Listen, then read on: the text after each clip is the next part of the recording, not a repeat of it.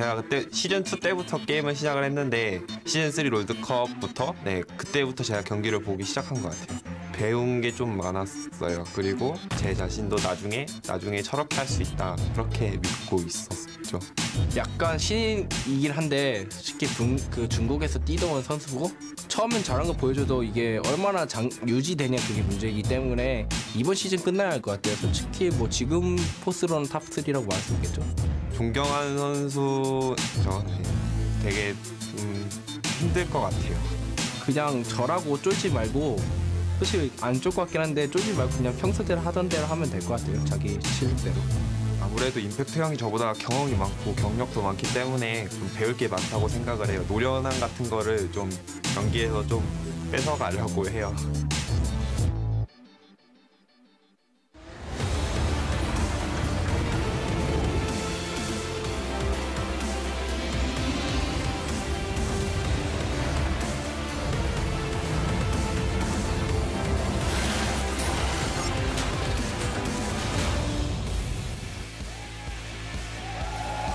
Welcome one and all to the North American LCS. Here in Hollywood, fans are feeling the hype for a Sunday full of flashes and dashes, TPs and team fights, barons and brawls, all as our teams battle to be the best in the region. Well, the teams are getting set up as we speak. Santorin here prepping to go up against his former team in TSM. On the other side, setting up, here's Hanser and the Monster getting ready to face off against Quas in the top lane. That should be an exciting matchup. Over in the theater, though, Xpecial is readying up with his fellow bot lane partner, Apollo. They're going to be facing off against Smoothie, who's on support for Cloud9 in Game 1, as they always keep us guessing with who's playing what in terms of that support positioning there. Hello, everyone, LCS super fans, and a very happy Father's Day to all the fathers out there. I'm your host, James Patterson, and joining me again today are these two sharply dressed men, Mark Zimmerman and Alberto Crumzargifo. Did you guys give your fathers a call? Yep, gave him a call about a half hour ago. Nicely done. Mark, what about you? I will do that as soon as I can. Putting it off. Just Yes. gonna keep. Oh, yeah. If he's watching, he knows I will call. All right, there it is. Video evidence now. All right, well, ladies and gentlemen, defending champs Counterlogic Gaming, they did have a rough start to the spring split, but could be starting to bounce back after returning to their roots and closing out Echo Fox 2-0 in quick fashion yesterday. Oh, yeah. I think this was one of the most interesting things was seeing Darshan back on Jax. He had a really dominating performance in both games, really opening up the map for his team.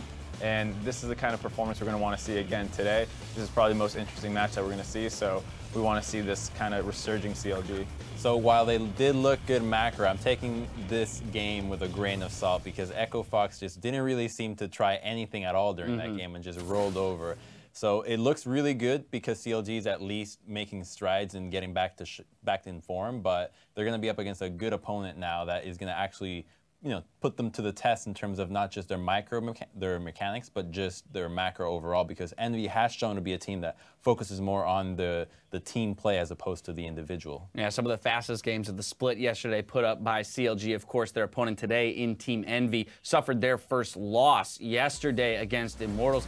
But even in those losses, they looked pretty good. The thing that surprised me the most was the fact that they fell behind early but still managed to make plays. I think that's the hallmark of like a team that knows what they're doing, is that they don't rely on some early game lead that then snowballs them to success, that they can actually go out and find their own plays. So I expect them to really challenge CLG, even if CLG uses their lane swap to get ahead early. The only concern I have for Envy coming in is Ninja's positioning. Time after time again, he's been put in positions where he's basically costing the team the game. If he just dials it back a little bit, I'm sure that Envy can just win as a whole, but we don't need to be making any individual plays in this game anymore. So every time that he's leaving his team behind by trying to make a play on his own, it's resulting in a very poor game. And Game 1 was essentially lost off of a misposition from Ninja. Yeah. So yeah, if they can clean that kind of stuff up, both those games were very winnable yesterday. Now, something to keep in mind is the fact that they, as a team, do play these super long games. You contrast that with the fact that CLG played some of the fastest games we've seen all split just yesterday. How do we expect this to clash? Do we think Envy's ability to extend games will still be workable against the likes of CLG? It'll be interesting. I'm not 100% sure because CLG traditionally were a team that was super good in the late game. In their run to the finals and winning that last split, we saw them take a number of super late game team fights and make some good macro decisions that won them those games. Right. But in this season or this split, it doesn't look like that team at all. So you know, Envy is going to really push them to that late game situation. We'll see if they still have that kind of talent. All right. Well, I don't think a team being a team that focuses heavily on the late game and mid game makes them necessarily a worse team than somebody that can push the tempo early, as long as you can hold on to the game. And Envy has shown that they can do that, especially against Immortals, a team that you'd expect to be able to close out very quickly. They held their own and were able to win. No, both games were very winnable. I think that whether a team falls behind early or not, both of their mid game and late game decisions are strong enough that the early game should not mean too much. All right, well, that matchup takes place a little bit later today. Another team that I want to take a look at is a team that actually isn't even playing today. They've already finished their week in Team Liquid. Now, they took a risk subbing in Fabi this weekend, but they came away with a 2-0 finish. So is this the beginning of a Liquid resurgence, or how should we be tempering expectations moving forward? Well, just like kind of with Envy when they were, you know, kind of dominating early on, we need to see them against some of the more difficult teams. This was an easier week, combined with the fact that you tied into last week's wins. None of those were like super dominant teams, and you want to see how they perform.